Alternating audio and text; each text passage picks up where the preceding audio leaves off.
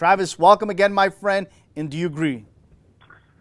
Most certainly. He's certainly accomplished a lot and sent a lot of players on to play at a high level. So he's certainly a name to keep in mind for those following the college soccer ranks. And they got a big win last night over Boston College. We talked to them about that in overtime, and obviously we spoke about Kwame Awuya. And we want to get your thoughts, Travis. We appreciate you joining us once again as it gets closer and closer. Who you think are going to be the top 10 guys in your mind that could be the guys that will go high in the MLS draft? And also, tell us a little bit in your mind who you see as the top Canadian that might come out of this draft this year. Yeah, it's an interesting draft, perhaps a little bit more interesting than normal, just because you have these two expansion teams entering in Atlanta and Minnesota. So right away you're going to have two new teams that will be in the process of building a team from scratch. And in between sort of now and January, it'll be interesting to see what actually comes together. Obviously, Atlanta's made some signings. Minnesota will probably take a quarter of its NESL team with it to MLS, but that's going to leave an interesting wrinkle, I guess. But in some ways, you kind of know who they're going to pick with these two picks. So Minnesota has the first pick, and this is pure speculation, way too early, but they have a local kid playing at UCLA. He's been with the U.S. U20 national team, Jackson Ewell.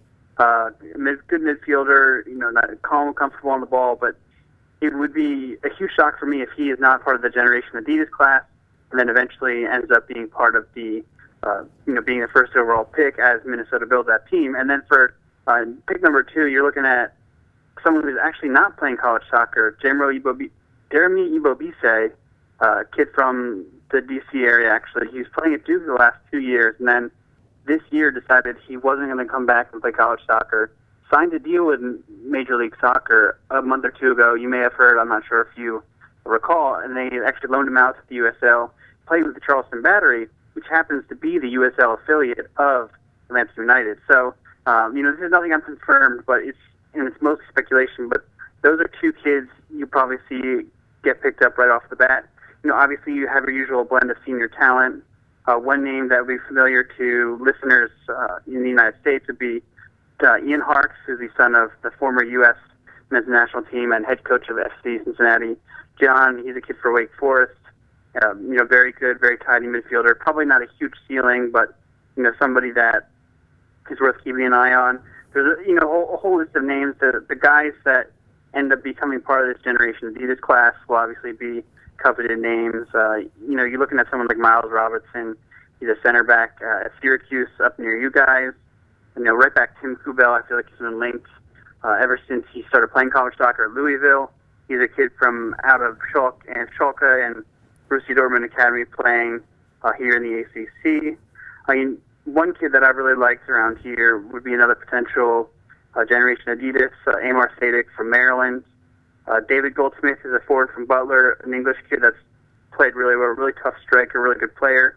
And then there's another Canadian. Speaking of Canadians, and this is a name that you probably familiar with, but Brian Wright at Vermont, out of Ontario. Yes. He's a guy I think that could end up being a little bit, he's not at a program that's as well known as some of the others, but I've heard great things about him. So I know I'm spewing a bunch of names at you, but that's kind of what I could see happening as the draft nears. So let's go back. Who in your mind do you believe, if the draft was held tomorrow, Travis, who in your mind, if the draft was held tomorrow, would be the top Canadian coming out?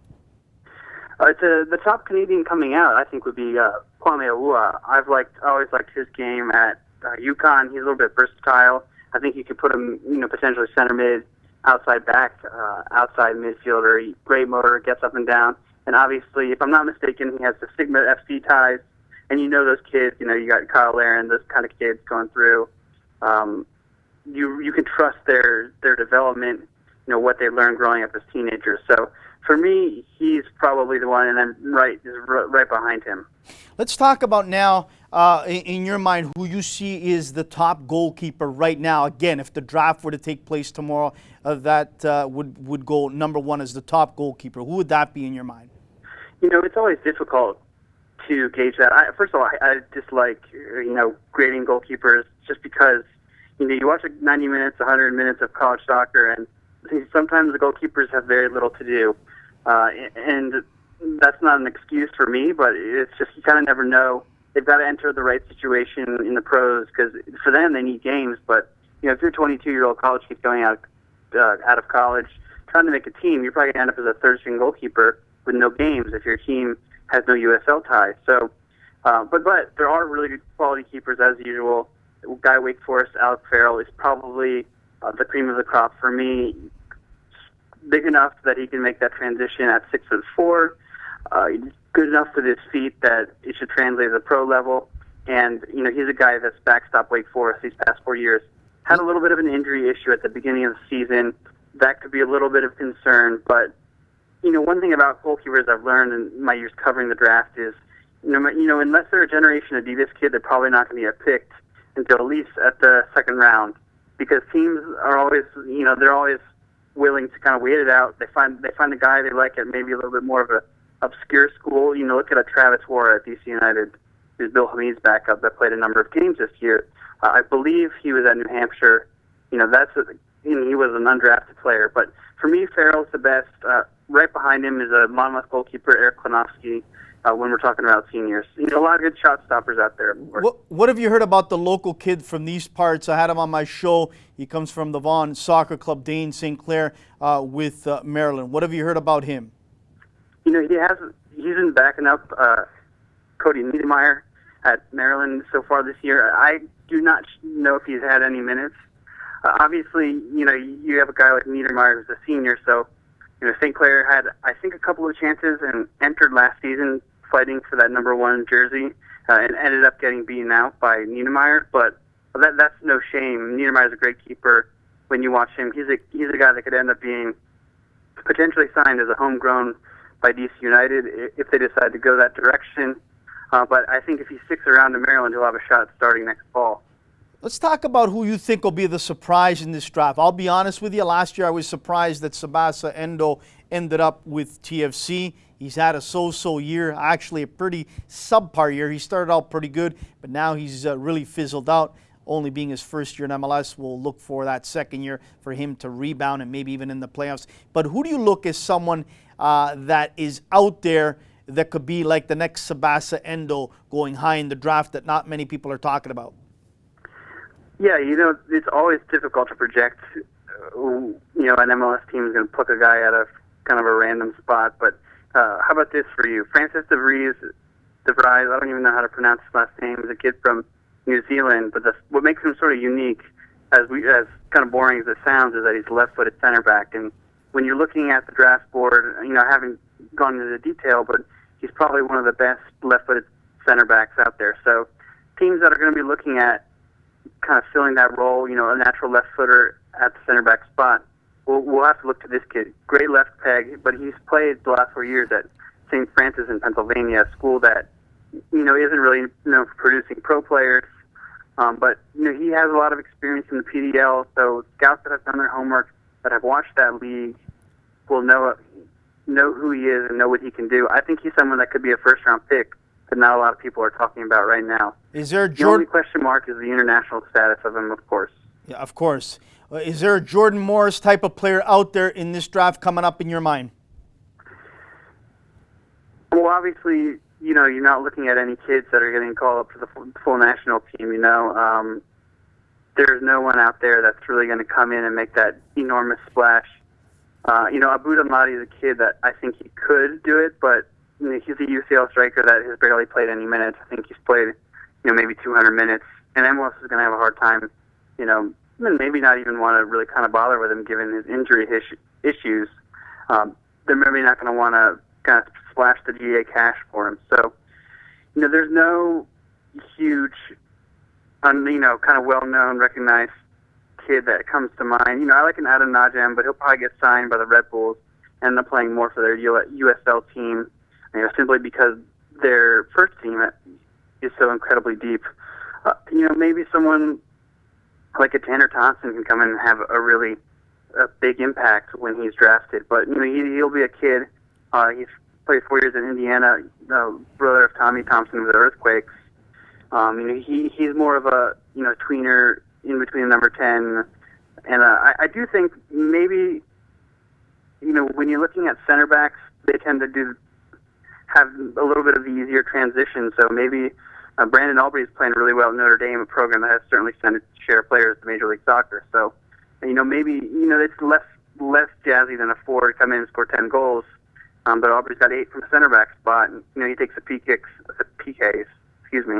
and the free kicks for them. So that's part of the reason. But maybe he's someone that comes in, slots into the starting center back from day one in 2017. Travis, let me ask you this in regards to colleges and universities. We just had on the head coach of University of Connecticut, Ray Reid. They beat Boston College. We know some of these colleges and universities have a history, and they've produced winners, and they've developed wonderful players like a Maryland, North Carolina, Stanford, we could go on and on. But what program in your mind, or maybe what 2 programs in your mind, have really evolved and started to take shape? A smaller college university that is taking a run at some of these bigger schools in your mind in the last few years? I think the first place you'd have to look, it's not necessarily a small school. They're a very well-funded athletic department, but the job Mike Noonan's done at Clemson. Obviously, they were part of the Final Four last year, and they sent Tommy McNamara to the pros, and that it wasn't their first pro. Obviously, they had Stuart Holden and Noguchi and Onyewu several years ago before that, but they've definitely raised their game in terms of both the results when we're looking at the competition in the fall, and then the sort of the pipeline that's starting to ramp up, starting to send players to the next level. When you're looking at simply sort of the being competitive, doing really well, Charlotte, the team that played at the College Cup in 2011, their head coach Jeremy Gunn across the country, to coach at Stanford. Kevin Land took his place, and he's kept the team. They haven't gotten back to the College Cup, but they've hovered in that top 20 area on a regular basis. There's not a whole lot in terms of I've seen of a random school. You have your Creightons, your Akrons, your Marylands, your Virginias that are all doing a consistent job, kind of on a year-to-year basis. No one's really kind of forced themselves into that sort of fraternity, if you will, of kind of reliable programs that are sending kids to the professional level and obviously fielding competitive squads. I think there are programs out there. You're looking at a Florida Gulf Coast, Utah Valley. They're showing signs that maybe the past few years they've been doing really good things on the field. They haven't necessarily made that deep run into the NCAA tournament, but maybe they're going to make that happen soon here, and then in turn start to kind of really ramp up on the recruiting and to continue to bring in players that will keep them competitive and keep them in the title conversation. I think this year to be wide open race. Obviously Maryland, Notre Dame, North Carolina, Clemson, kind of usual programs are in the mix, but there's a lot of your Loyola, Chicago, Massachusetts, Lowell schools that you're just kind of looking at what are they doing in the top 25? Maybe they could put something together that would really get people talking. Quickly, just before we let you go, very quickly, Travis, in your mind, who is the coach that is ready right now to make the jump to MLS? We know there's going to be some vacancies, I'm sure, available at the end of the season. Who in your mind is ready to take that step right now to go to MLS? That's a really tough one because taking that leap requires a certain personality that, I look at most coaches of college programs, they're pretty comfortable with where they are. I want to say someone like Akron's Jared Embick. I think he has the makeup, the mentality. If a MLS team gave him a chance, he could get the job done. Because he can, set teams up to compete. He can run systems, formations, set up the tactics, run the training sessions, do all sorts of stuff like that. And while Akron's kind of a little bit down from where they were last year, their pillar, their ability to knock the ball around is impressive, and I do see someone like Embick who can make that jump. I think if I thought Sasha Swarovski was interested and desired an MLS gig, I think he could get the job done as well. I just think he's someone that he's Maryland, he's a Terp through and through, and he's in that position for life. That's kind of how I see it. But I think he's someone that would come to mind as well. Travis, thank you so much for making time. As we let you go, give us the site that people can visit and enjoy, and also the Twitter handle as well, my friend. Yeah, you can check our content out at topdoorsoccer.com. We're always finding it, looking for ways to reach a bigger audience north of the border, covering men's and women's college soccer. Follow me on Twitter at Travis M. Clark. Travis, thanks again, my friend, and let's stay in touch as the draft gets closer and closer. And again, we really appreciate you making time. No problem. I'm happy to pop on anytime.